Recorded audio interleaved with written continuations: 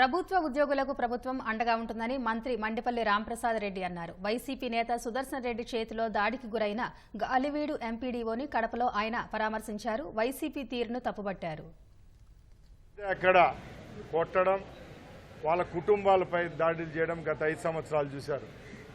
ఇప్పుడు కూడా యథేచ్ఛగా ఆఫీసుల్లోకి రావడం, మళ్ళీ మా ప్రభుత్వం 5 సంవత్సరాల్లో వస్తుంది అని పేకాట మేడలు కడుతున్నారు. మేము ఒకటే చెప్తున్నాం, ఈ ప్రభుత్వానికి ఏర్పాటు కారణమైన వ్యక్తుల్లో ఉద్యోగస్తులది కూడా కీలక పాత్ర ఉంది. కాబట్టి పెద్దలు మా ముఖ్యమంత్రి వర్యులు చంద్రబాబు నాయుడు గారి నాయకత్వంలో ఈరోజు ఈ చర్యను ఖండించాము.